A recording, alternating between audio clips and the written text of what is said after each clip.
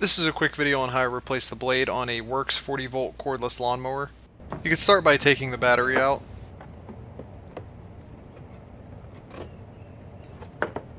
And then flip the mower onto its side so that you can get to the blade.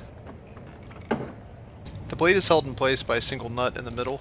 I just used a socket set to loosen the nut and then removed the bracket, and the blade came right off. It was clear that 100 or so weekends of mowing my dirt and weeds had taken its toll on the old blade, and you could definitely see the difference when I held it side by side with the new one. Out of the box, the new blade was a little bit heavy on one side, so I took a file to the heavy side and shaved it down some to balance it out. And then I put the new blade on the mower.